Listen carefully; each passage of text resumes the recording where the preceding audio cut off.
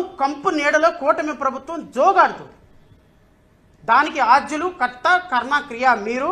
Screen play direction Chandrababu Naidu, నటన and co director Pavan Kalyan.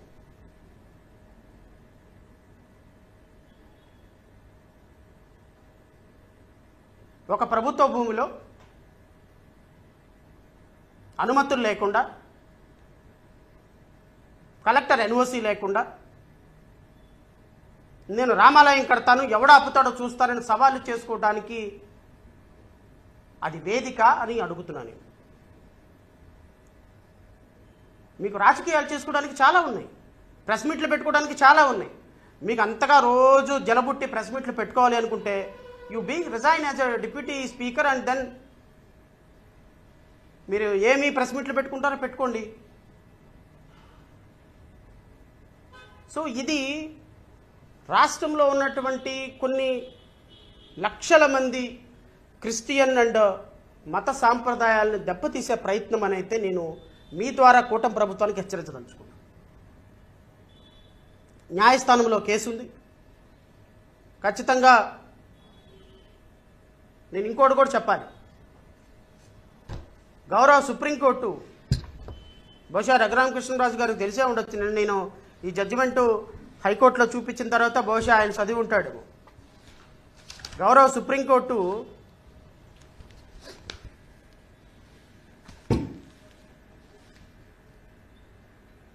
SLP number special leave appeal number 8519/2006 union of India another versus state of Gujarat. ఈ supreme court judgement ప్రకారం ఏ ప్రభుత్వ స్థలాల్లో కూడా religious constructions కట్టకూడదు. మీకు వినిపిస్తా. we direct that henceforth no unauthorized construction shall be carried out or permitted in the name of temple, church or mosque or gurudwar etc. on public streets, public parks or other public places. Raghuramakrishnaraju గారికి నేను మరొకసారి చదివి వినిపిస్తా. రఘురామకృష్ణరాజు గారు special leave appeal number 8519/2006. దీని ప్రకారం గౌరవ supreme court ఇచ్చినటువంటి జడ్జిమెంట్ ఏంటి అంటే, we direct that henceforth no unauthorized construction shall be carried out or permitted in the name of temple, church or mosque. మసీదు కావచ్చు, టెంపుల్ కావచ్చు, చర్చ్ కావచ్చు, ఏ మతపరమైనటువంటి కన్స్ట్రక్షన్స్ కూడా పబ్లిక్ రోడ్స్లో కానీ, పబ్లిక్ స్ట్రీట్స్లో కానీ, పబ్లిక్ ల్యాండ్స్లో కానీ కట్టకూడదు అని సుప్రీంకోర్టు ఇచ్చినటువంటి క్లియర్ డైరెక్షన్. సుప్రీంకోర్టు ఇంకా ఒకటి చెప్పింది, in respect of the unauthorised constructions of religious nature which was already taken place, the state government and the union territories shall review the same on case to case basis and take appropriate steps as expeditiously as possible. ఈ judgement ఇచ్చే నాటికే ఏమైనా temples కానీ, మసీదులు కానీ, చర్చిలు కానీ, public ప్లేసెస్లో అనాథరైజ్డ్ కన్స్ట్రక్షన్స్ ఉంటే కేస్ టు కేస్ బేసిస్లో ఆ రాష్ట్ర ప్రభుత్వాలు వాటిని తీసివేసే ప్రయత్నం చేయండి, తీసివేయాలి అని supreme court direction. In order to ensure complaints of our directions, we direct all the district collectors and the magistrates, deputy commissioners in charge of the districts to ensure that there is a total compliance of the order passed by us. They are directed to submit a report within 4 weeks to the concerned chief secretaries or the administrators of the union territories, who in turn will send a report to this court within 8 weeks from today. అందరు జిల్లా కలెక్టర్లకి, municipal కమిషనర్లకి ప్రభుత్వ స్థలాల్లో ఉన్నటువంటి టెంపుల్స్ని తీసివేసి complaints report సుప్రీంకోర్టుకి 2009 సంవత్సరంలో submit చేయాలి అని 2006 సంవత్సరంలో ఇచ్చినటువంటి జడ్జిమెంట్, ఈ జడ్జిమెంటు 2009 సంవత్సరానికి సబ్మిట్ చేయమంటే ఆంధ్రప్రదేశ్ రాష్ట్రంతో సహా భారతదేశంలో ఉన్న అన్ని రాష్ట్రాలు ఈ జడ్జిమెంట్ని కంప్లై చేసి రాష్ట్రంలో ఏ పబ్లిక్ రోడ్స్లో కూడా టెంపుల్స్, మసీదులు, చర్చిలు లేవని కంప్లై చేసి 2018 సంవత్సరంలో ఆంధ్రప్రదేశ్ రాష్ట్రం కూడా సుప్రీంకోర్టులో ఒక కంప్లైయన్స్ రిపోర్ట్ వేసి మా రాష్ట్రంలో ఏ విధమైన పబ్లిక్ ప్లేసెస్లో చర్చిలు మసీదులు టెంపుల్స్ లేవు అని ఆంధ్రప్రదేశ్ రాష్ట్ర ప్రభుత్వం కూడా సుప్రీంకోర్టులో కంప్లైంట్స్ రిపోర్ట్ వేసింది.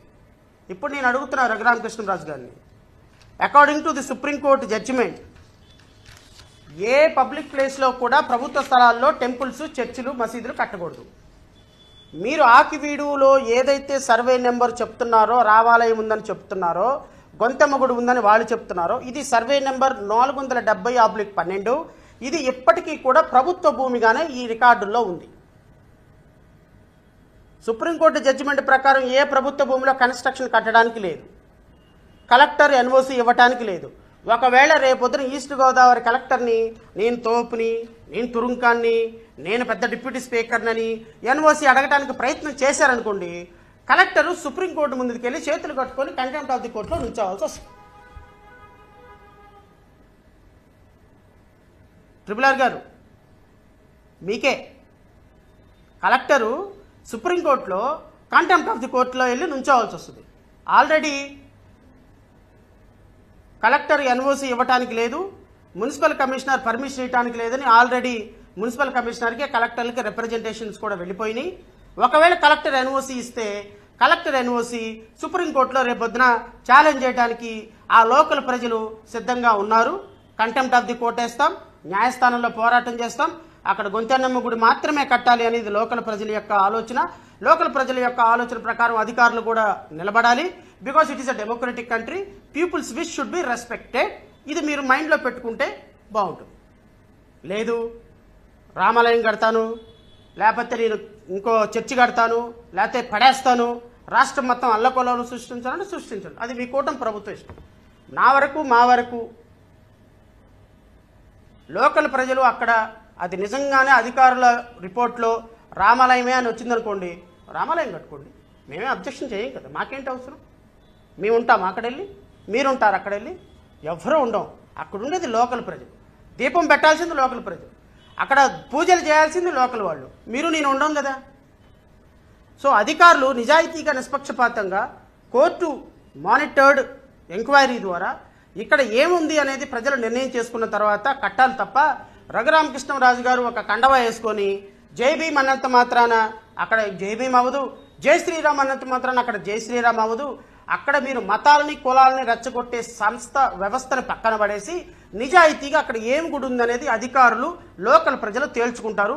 మీరు కొంతకాలం రాజకీయాలని ఆకువిడి నుంచి పక్కకు జరిపి ఈ ప్రెస్ మీట్లు పెట్టడం ఇవన్నీ పట్టడం మానేస్తే కొంత ఉద్రిక్తలు తగ్గుతాయి. లేదు అనుకోండి, మీరు అక్కడ కట్టాలి ఆందోళనలతోటి వెళ్ళి నా దగ్గర డబ్బులు ఉన్నాయి, బుల్డోజర్లతో నేను పడేస్తాను, నేను ఇష్టం వచ్చింది కడతాను, నాకు ఆల్రెడీ ₹1,00,00,000 వసూలైనవి, లేకపోతే ఇంకో ₹1,00,00,000 నేనే ఖర్చు పెడతాను అన్నారు అనుకోండి, రేపొద్దున లీగల్గా జరగాల్సింది జరుగుతుంది, లోకల్ ప్రజలతో గొడవలు వస్తాయి, ఇది రాష్ట్ర వ్యాప్త ఉద్యమం అవుతుంది. అప్పుడు మీరో మేమో చూసుకోవాల్సిన పరిస్థితి వస్తుంది అని లోకల్ ప్రజలు అంటున్నారు. దానికి మీరు సమాధానం. మా వరకైతే నేను లోకల్ ప్రజలు మాట్లాడుతున్న విధానానికి లోకల్ ప్రజల యొక్క అభిప్రాయాన్ని గౌరవించమని కోరుతున్నాను.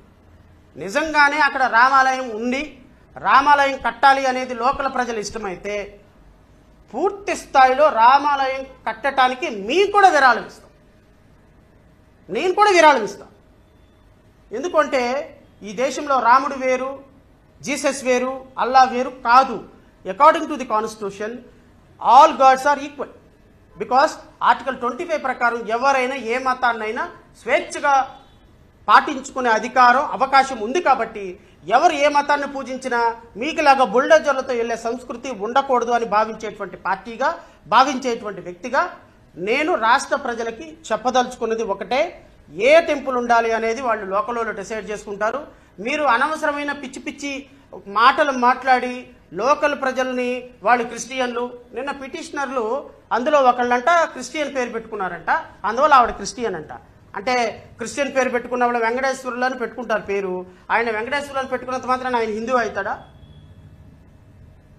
ఏలియా అని పెట్టుకున్నంత మాత్రాన ఆయన క్రిస్టియన్ అవుతాడా? పేర్లతో మీరు వ్యక్తి యొక్క కులాన్ని తీసేస్తారా? అంటే ఎక్కడికి వెళ్తున్నాము, మనం ఏం ఆలోచిస్తున్నాము, ఇంత గొప్ప పదవులో ఉండి మనం ఆలోచించే విధానం ఇదే.